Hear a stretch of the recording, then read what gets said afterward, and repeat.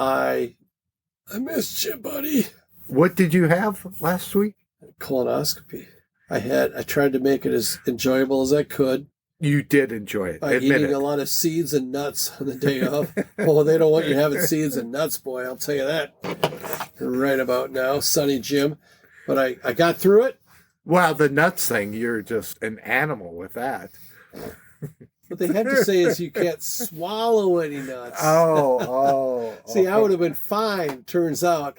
But, yeah. So I knock on wood. I don't have any colon issues, which is, I guess, surprising given my diet and lifestyle. But that's all good. Yeah. But the drugs, again, chef's kiss to the. And it's just a nurse. It's not like there's an anesthesiologist, but they just throw a little shot in your IV thing, and it's like they don't really say we're about to shove something in your South 40 there, but or back 40, but they do, and then you can see it on the thing. God, I kind of like I like the process. I love the outcome, of course, and I know it's no laughing matter because there's some people that they die of that. That would be like the worst thing to die from. But hey, we got to get this episode started. Let's do it.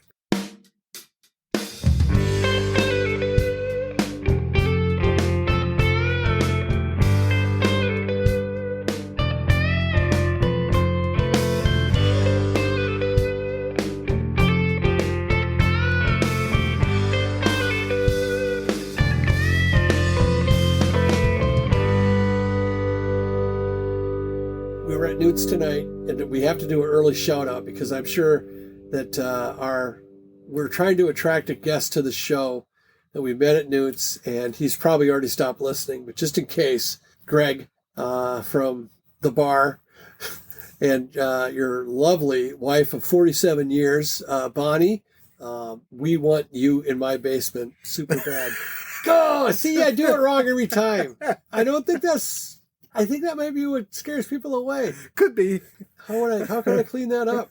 Get in my basement. Nah, fuck God, that ain't good either. But and this just goes to show you. I think we're the Ascertainers. I'm Jim. That's Mark. It's Mark's podcast. Tell him why you did it, Mark. I won't, but hello, everyone. Go on to your story.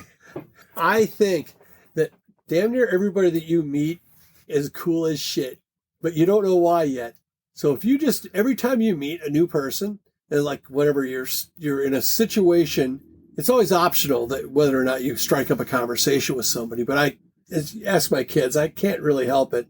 Almost everybody I meet is cooler than me by a lot. And that was proven out tonight by, we got the corner. We like the the Ascertainers corner of the bar. Cause then two people, there's a spot for two people on the, whatever. That'd be east. I'm not one of those guys. Oh, yeah, go in and go to the east side. East. Yes. Okay, there. Thanks. Good job. Fucking atlas. What do you call that? Compass. Mark the compass. So anyway, we met a couple sat next to us, and they were very nice and everything else. And probably my dumb ass brought up that we have a podcast, and she says, "Oh, Mark knows a bit about music. He was a DJ on a very popular station when we were very young." I think you meant Greg. What did I say? Mark. Because I know nothing about Mark music. Mark done shit. Yeah, Greg, thank you. See, it's starting. No, anyhow. So anyway, we get to talking to Greg, and let's just say that when we asked him what his favorite concert was, and he said the Beatles at Met Stadium, we did the whole Wayne's World thing where we said, we're not worthy, we're not worthy, we're not worthy. Yeah, dude's cool. Wow. He's got a good voice too. So we're hoping that if we toss him in even before the Newt's promo, I mean, look at the cool people that go to Newt's, present company excluded, but we're hoping that Greg and Bonnie will come on the podcast, phrasing, and make an appearance in my basement, and we'll keep the doors unlocked and everything, and you can have 911 live streaming if you'd like. But I think it would be super wonderful. Awesome. I think it would make us, it would like, God, what would that be like? It'd be such a step up in class compared to what our half a dozen listeners get on a regular basis. Not that our other guests haven't been top notch. Oh shit! You know what they've been? They've been on, and Greg hasn't even been on yet, and I'm already shining him up real hard like a penny.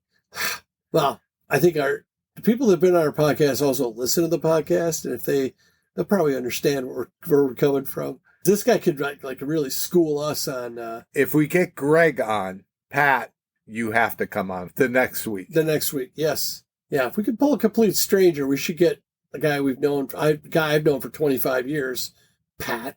Pat, if you come on, I won't say your name like I'm mad, Pat. I will say it like Pat. It's way better that way, don't you think?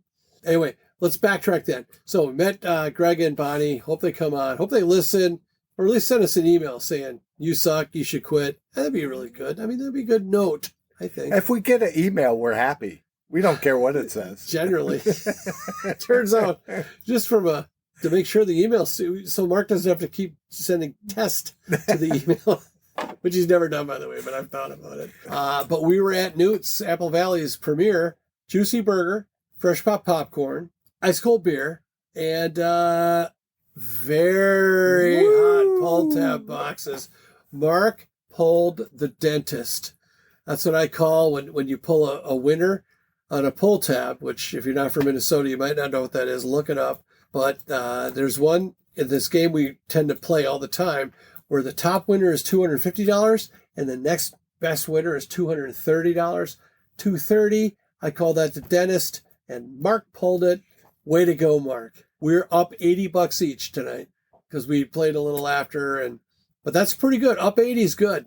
Net. And then we had dinner and drank like fish, but hey, what are you going to do? But with our sponsor, we had a beer each. And Corey was nice enough to talk to us again tonight. I've started the league minimum of talk, by the way, but I'm starting to think the whole sponsor word is starting to get a little blurred when it comes like, who's your sponsor? It's like, well, it's Bob. He was he ran some tough times out of the service, and I can always rely on him and call him up anytime. Who's your sponsor? Oh, Newt's. So I want to make sure that we don't, offend any people that are in a 12-step I never program. Thought of that. I never did either, until just when it came out of my mouth, just like everything else that we do here at the Ascertainers. And I apologize if I don't think of that kind of stuff and I offend anybody. I'm going to apologize for, we're trying to get pull tabs off of beers and donate them to Charlie's Charity, but I haven't even cracked a beer yet, so now I feel better. Back to Newt's. Yeah. I went back to the Hefe Rojo. Is that what we had trying? Yeah, and it never disappoints. And you offered me your bacon, and I'm turning over a new leaf. I'm trying to live longer, so I'm trying to eat less calories. Although I had a grilled chicken sandwich tonight that had at least as many calories. It had so much stuff on it. It was delicious. But Mark used to always... Are you okay over there? No, I'm not. I'm trying not to throw up on the air. But Mark would always give me his bacon. I'm like, I think I got to say no to bacon. It's hard. That's too bad. It's too difficult. But yeah, sorry. I'm turning over a new leaf. I'm like, if I lose a pound a year, I'll be down 10 pounds. Actually, that's not a bad strategy. If you're not gaining... Pound a year. I will not live that long. A year? A pound a year. That's like roughly 1 pound a year. Hold on. If I had a calculator, I'd be able to tell you what that is after 3 years. But nobody knows that. But you're not gaining, so it's good in the long run. Do you think we could dig through the dumpster and find those 2 strips of bacon that you tried to pawn off on me? Why do you want me fat, Mark? Why? Okay, we already covered Newts. We already covered Greg and Bonnie. Bonnie and Greg, you can tune out. Now you can go to your... before you tune out, go to TheAscertainers@gmail.com and let us know your schedule. We record pretty much every Friday, but we can make other nights available if that's bad for you. Your commitment in time is about an hour, and we'll buy you dinner, and we'll accommodate your beverages during the hour that you're here. Clap moment. No, we can. This might be a clap where we edit out. I don't like when you clap ever. It just sounds so. I was trying to say it's time to switch topics, but I saw you on your phone. And I thought, okay, maybe something's come up. No, I was actually looking up U100. Ooh, All right. Well, I'll take a drink then.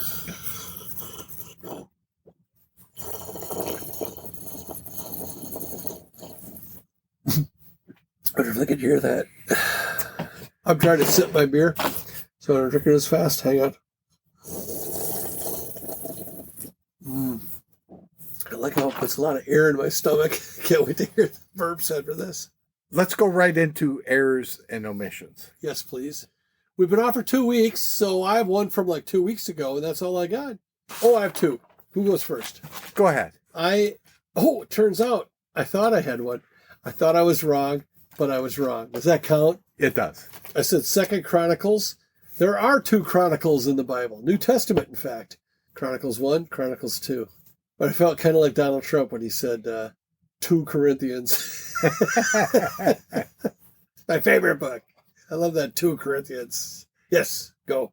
We were talking about Bert and Ernie, and I said I'm more like Ernie. You're more like Bert all the way. I said more goofier. Goofier? More goofier. I It's a said- double positive. A rare double positive. I don't think that's More in goofy English. would technically be goofy, yes, which would not apply to a 2-person situation. Burn him. That's what burn I'm him. trying to say is that I'm You're more goofier. Ernie, saying something like more goofier. Okay, if anyone's ever going to email, who's goofier on this podcast, Mark or Jim? I'm think Jim, by the way. I'm the one that says most of the stupid shit that Ernie would also say. Your next one. Oh, I said when I was making fun of you, You know, narrow it I down. better put a little finer hue on that edge there, where I said that if it would be great if when you were jogging that you could just stand at the end of your driveway and run into the wind. And I said like an infinity pool, but an infinity pool is like one that you're like you are topless in, and it oversees the ocean, and it looks like it's part of the No, you can wear a shirt in there. t-shirt like you do. You don't have to be topless. Iron Maiden cut off. Also midriff showing a little bit, but under the water like a gentleman. Goes on for infinity. Yes. That it has glass sides. Yes. See, I've never been in one. Canada, shout out. Sorry about those tariffs, Canada, but I've never been in one of those infinity pools. But what I was referring to is that they have like I don't know what the F they're called, but it's like a pool that you can like swim laps in. And it's like a whirlpool where you can kind of do like swimming in place. It's like a water treadmill, as it were.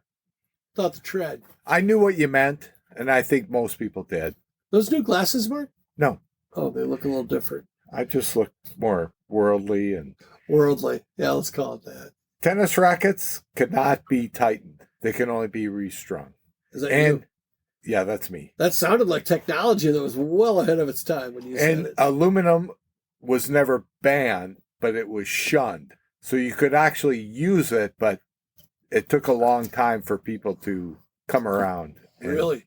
yeah. But then they just made graphite, which was so much better than either. I made those statements like I knew what I was talking about, and I was wrong in both cases. Well, Sorry, you would world. think, you would wonder, gee, Jim, how do you know anything about tennis rackets? Well, I used to work at a awesome sporting goods store where they had like you could get your racket restrung, get your skis waxed. It was like huge. It was Total Sports that became Herman's World of Sports. And then it became like an Olive Garden or something like that. But yeah, so I got a lot of all the stuff that was like going out of stock. My sporting good game is well represented, but it's always stuff that was pretty much crap. Who was hotter, Bjorn Borg or Vitas Gerulaitis? Vitas. Oh, Is that too quick? you were thinking about it? Wow. Holy shit, dude. How about Pete Sampras or Jim Collier? Or wait, what was that? What was the Courier. American guy? What was the redhead guy? Courier. Jim Courier. Jim Courier. What did I say? Collier? Collier. Yeah, whatever. Same thing. Tomato. Okay, what else you got, Mark? KQ92. Yes. Just to give a little reference. R.I.P. It was only in the nighttime in 1967. That's Say when again, it please. started. KQ92 went on air in 1967, but they were only a nighttime rock and roll. They Meaning didn't go. there was nothing on the when you turned it into No, the they day, had there was other- nothing there. So they had other programming during the day. Yes. And then 1977, they became full-time rock and roll. After our new friend Greg said that 1500 AM KSTP around that time was a heavy, awesome, nationally known rock and roll station. How about that? And then they went to U100, which ran rock and roll only 1 year, what 1976 to 77. Was that on the FM side or FM? Yeah. How about that? Do you think it had to do with the University of Minnesota, the whole U thing? Oh, could be. I don't know.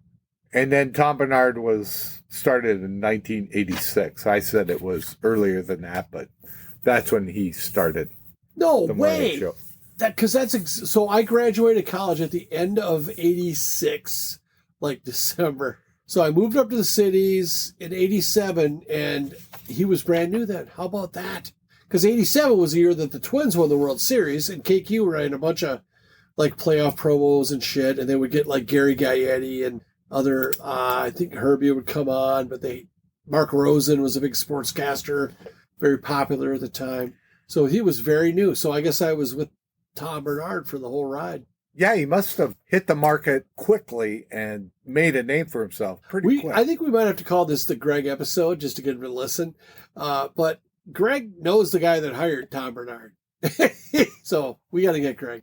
Yeah. And I don't want to beg, but, as far as I'll go. Dan that hired. Oh, Dave Hamilton, I think is who. Well, Dave Hamilton, I'm guaranteed, and it was Dan Culhane was his co-host. Okay. Early on. Oh, I do have an Errors and Omission. I said that Dan Culhane had something to do with Bon Jovi. It was John Lastman from KQ when he was in a different market. And then also when he came to Minneapolis, Slippery When Wet, which is, I think, Bon Jovi's best album. It's got... I would agree. Dead or Alive. What the hell? What's the one? Tommy's Got a Job on the Docks. What's that song called? Can't tell you. There. Living on a Prayer. There it is. Sorry, you had to hear me sing all of it. And other numerous, it's a great album, didn't take off right away. So Bon Jovi, relied on like independent station DJs to play his music. And Lastman said when he heard Living on a Prayer, he said, this is ridiculous. This is kind of like, guy's going to hit. So anyway, so that's how he got his radio play. He didn't do the payola or whatever. So yes, you got more? I do. I want to bring up a little bit more about Kris Kristofferson. What about Chris? I saw him first. He's mine. When I mentioned he's a Renaissance man, he was a Rhodes Scholar and went to Oxford University on a Rhodes Scholar. Why wouldn't he? I didn't know that. He was also in the Army. God dang. I just realized something. And became a helicopter pilot, which you knew that because he landed the helicopter in Johnny Cash's yard. I kind of knew that. And Johnny Cash was not pleased with that originally. Why did he fly into his yard? Because he was delivering something. But he was also in Sports Illustrated in college because he was a rugby player for Sonoma College. You don't say. He was a star rugby player, football player, track and field. He could have been the world's greatest athlete. He could have replaced Jan Michael Vincent. Wow. I don't know if Jan Michael Vincent made a lot of country inroads. Songs? No. Inroads in professional or not professional sports, but I don't know if he was a college. I wonder if he was looking for roles about that time because it sounds like Kris Kristofferson could have played that. And it would have changed my life dramatically. I guarantee if that had happened, I would not be in my current situation. Sorry, I'm just saying. It's Kris Kristofferson. After he got out of the Army, flying out to the rigs in the Gulf. Oil rigs. Yeah. Yeah. He was one of those helicopter pilots that delivered. Is that a dangerous assignment? I mean, do you land on it or do you dangle guys onto it? They have a helicopter pad that they land on. It's just amazing that he had all these different things that he could have went into. Being a Rhodes Scholar and then given everything up to be a country music singer. Well, we have to, at some point, dedicate an episode to the documentary we talked about over the last 2 episodes. And now I'm looking at the time. We also have to talk about the radio game, and it's furlough. Why don't we do that right now? Okay, here's the deal. We teased, they teased that KQ was going to change formats. KQRS, KQ 92.5 FM, Minneapolis, St. Paul, classic rock radio for anyone who's listening for the first time and doesn't know where we're from. By the way, we're from Minnesota. And they said, hey, we have to change formats because whatever. Listenership is down and all that stuff. But we used to feature KQ on the radio game because it always was reliably would play the same songs that we used to hear when we were kids, which is a pretty good reason to change formats if you think about it. We used to hammer KQ for being stuck in the past. You're right. Well, they brought it to the future. They went under construction for about, a month or a few weeks anyway. And they fired the DJs or furloughed the DJs. And they said, well, we'll tell you what we're going to be on April 3rd.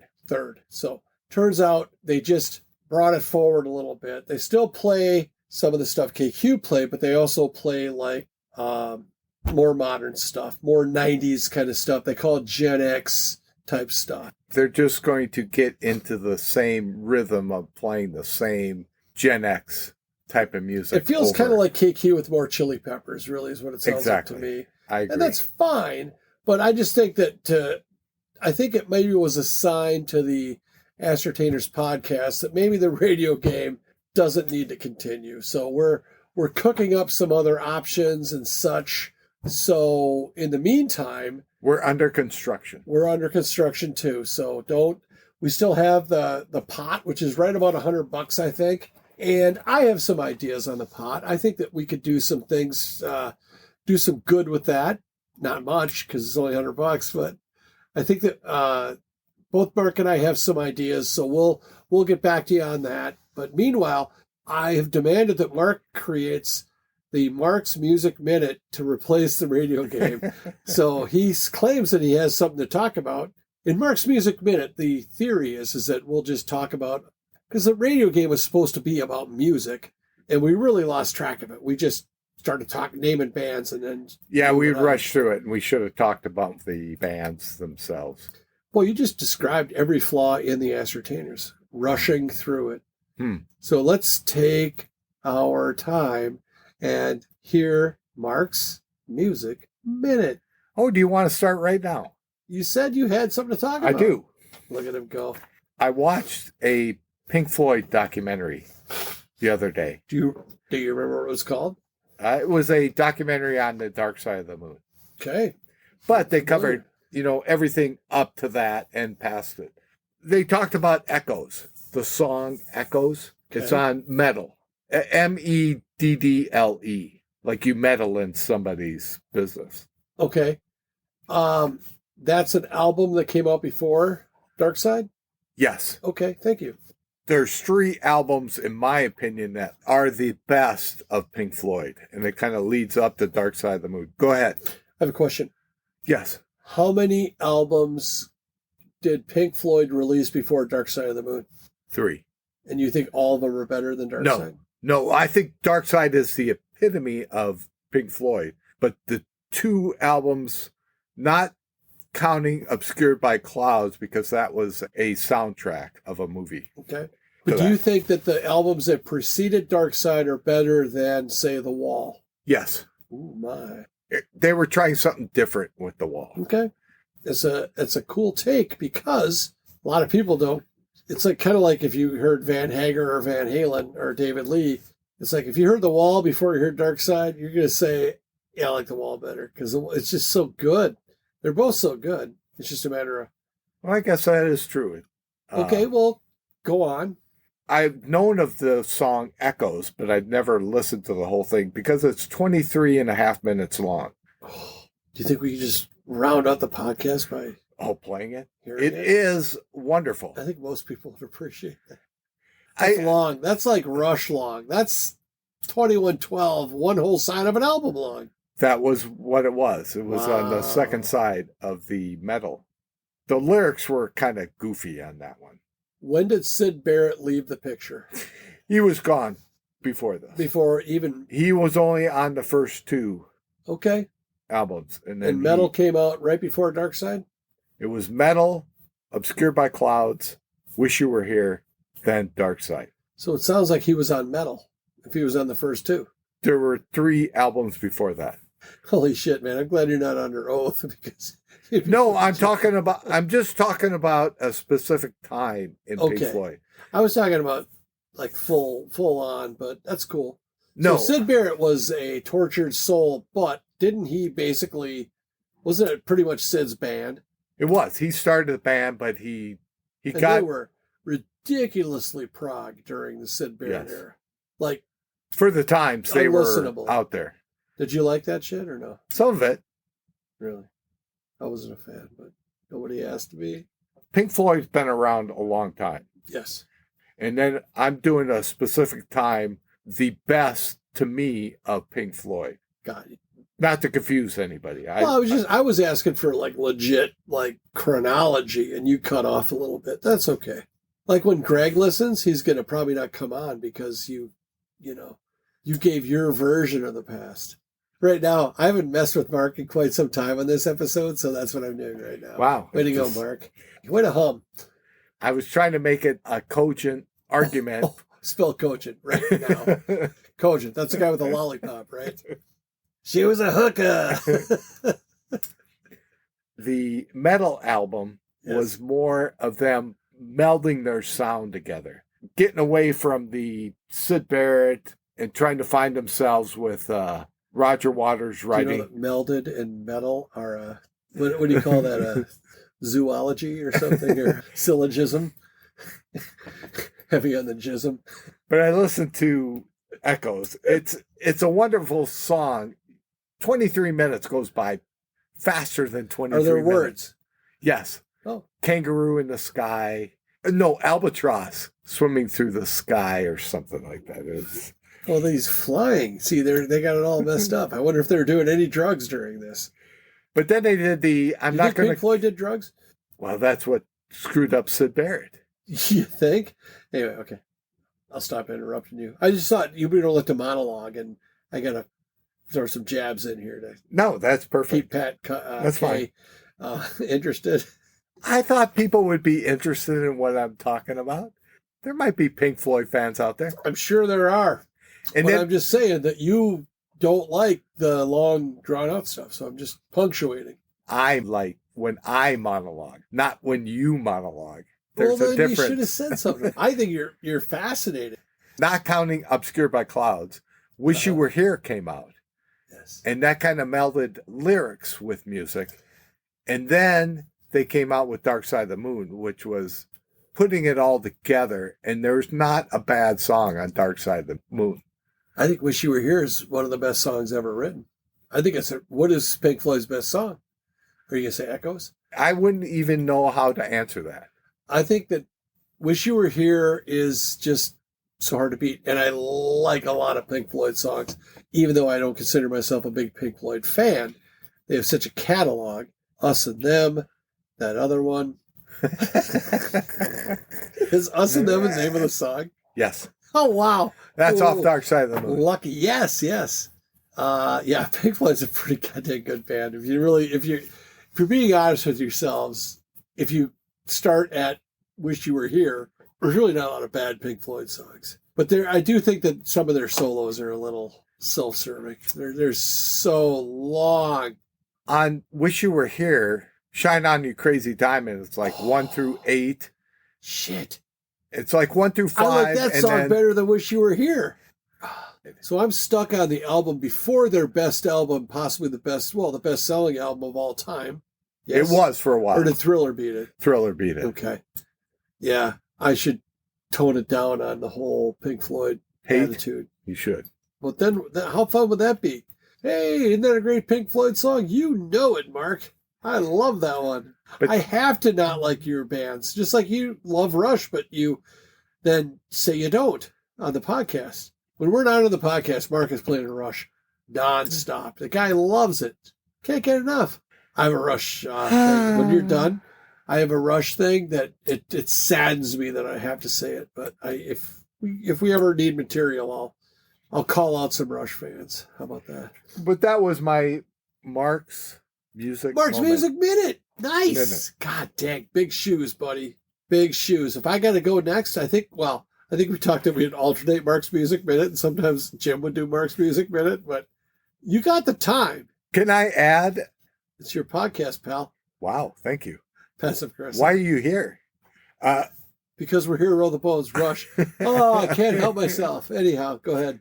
I learned this week. Oh. Jackson Browne, Stay was a cover of Maurice Williams and the Zodiac song. I think I knew that. Did you really? I did not know that. But the prelude to it is not, which was Loadout.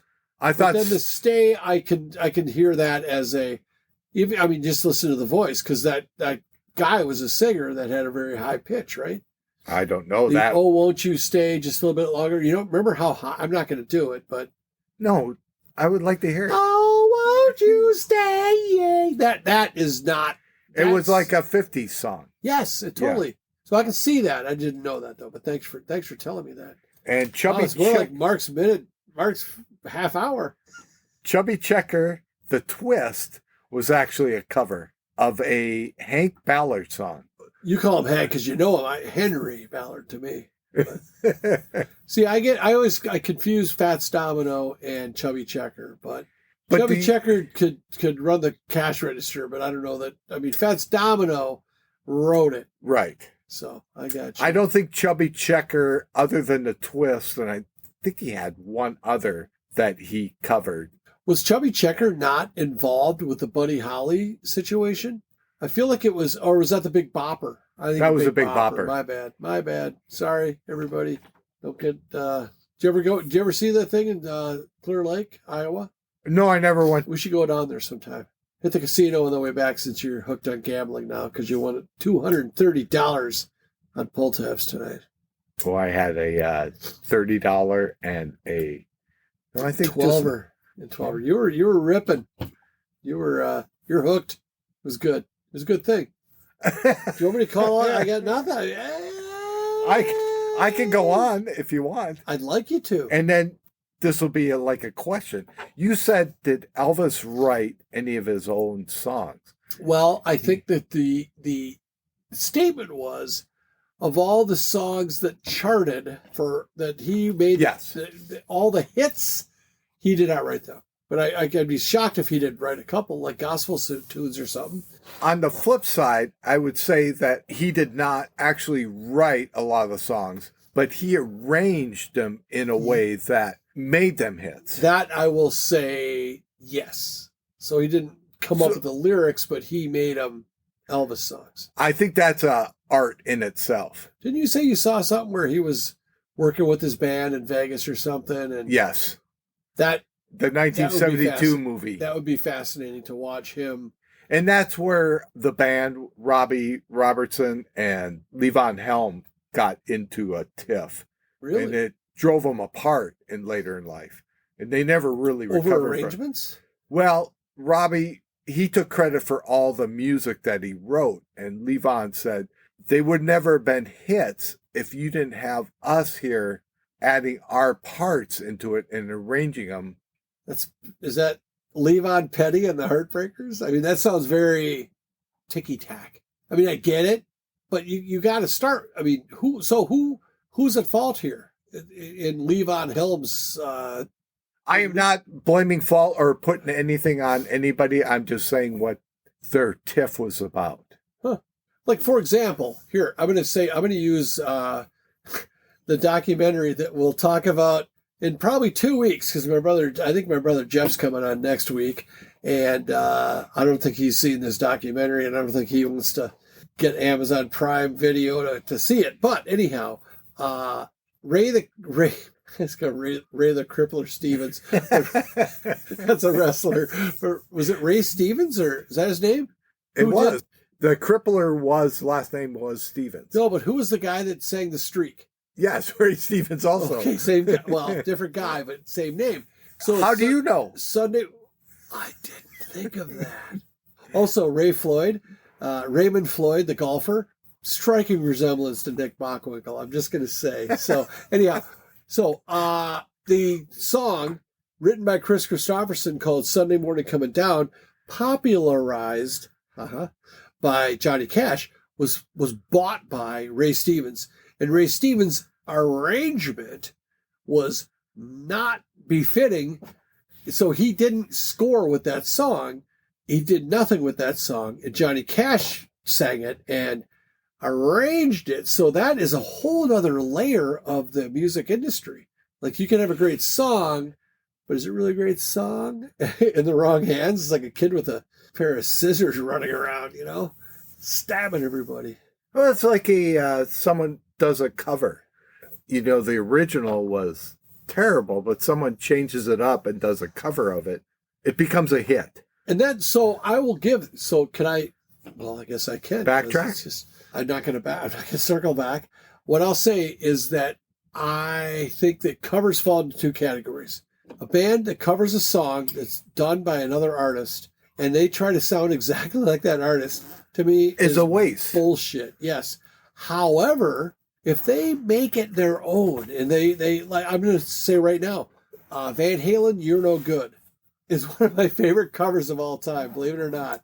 It's so good. The harmonies in it, and they just kind of make it their own song. And so I applaud those bands. I've always hammered cover bands, but this would dovetail so nicely into the whole idea of the documentary that we've talked about for 2 episodes, 3 now, that you got lyrics, you got feel, you got a lot of dynamics that come to making a hit record that people want to hear. And there's a lot of good songs out there. I'm waiting. Mark's moving his hands like he wants to talk. I'm going to see how long I can do this. I'm like on a TV show or a news show, and I'm wrap it up so I can say something. I ran out of air, so you can talk now. I'm tired. Levon Helm's point was that Robbie would come in with a song, an outline, but then you would add the input of everyone else in the band, and they would change things. What Robbie started out with would be completely different than the song that came out. What's the problem? So was Robbie the sole song credit? Yes. How long into the band was the band a band? They started with Bob Dylan. They were his backup band, and then they ended with the... 20 years? 10 years? I don't know the answer. So. Not long. It was like 12 years, I think. Okay, so there's another band that I know. I'm not sure if I'm going to pronounce this right. Are you cutting my mic? I am. Here, just turn my mic off and I'll talk loud enough so it goes through yours. But yeah, there is an interview recently I saw with, I think it was Geddy Lee, heard of him, that they said, you know what, we started off doing that where like Neil wrote all the lyrics, the drummer wrote all the lyrics, and that they were trying to like split credits. And they all just kind of said, you know what, there's only 3 of us. There could never be there's always going to be a majority. There could never be a split vote. Let's just go 33 on these guys. End of problem. And I think that's fantastic. If you look at a lot of, I know the early stuff, I haven't looked at Late Rush, please. Anyway, but no, it would typically say lyrics by Peart. Are you sure? And music, Lee and Lifeson. And they took care of that argument. They didn't worry. They did the arrangement together, all of them. But there's only 3. The band had, 7 people in it? 6? 6. Including the guy playing the jug? God, we gotta get why Rush had a jug player, I'll never know. I'll tell you right now. I've always wanted to do an electronics. Remember, did you have a shop class in high school or like electronics? Oh, yeah. So we would have to make a lamp out of like a bottle. So every parent had oh no.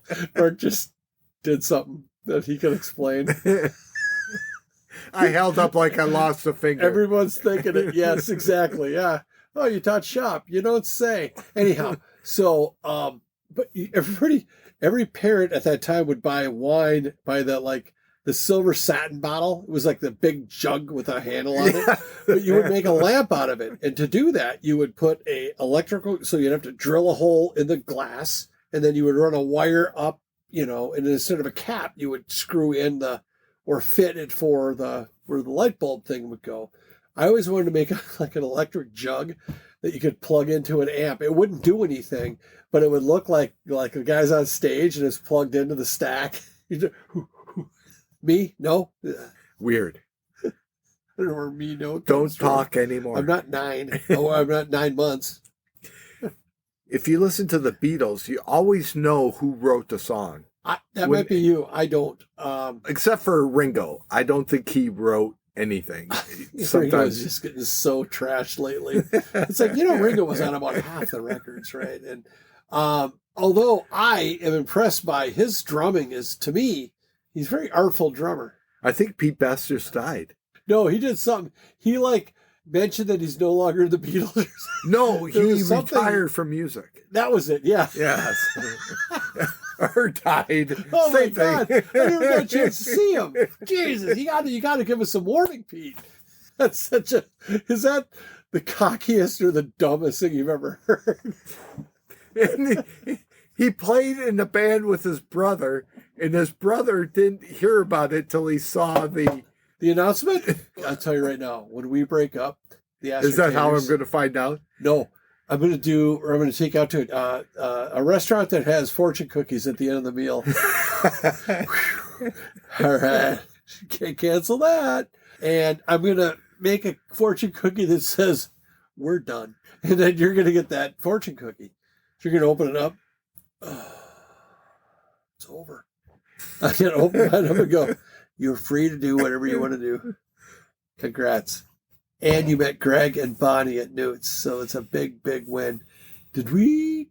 Yeah, I think we talked about Newt's. I think we talked about being at Newt's. I don't know if we... Yeah, you did. Everything. It was fine. And it's now lawn mowing season, so if there's anyone that wants to mow your lawn? A lawn service, or, I know a guy, I bet we could get like a hat off of Dale, or a T-shirt from Summit Landscaping, for all your landscaping needs.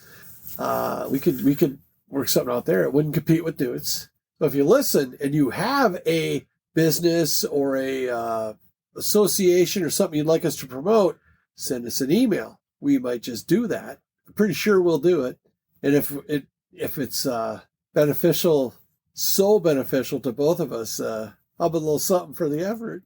See, I don't even like doing that. I feel like a whore. You are. I feel like that most days, but I am in sales. Thank you for listening. You can get a hold of us at or TheAscertainers at gmail.com. Fuck it. Just or the Facebook. You're not going to do it. elkdick at gmail.com. Try that. We'll get a couple more snippets on Facebook that you can like, or the Facebook, and you can like and share. Thank you for listening. Sorry. Good night. Good night.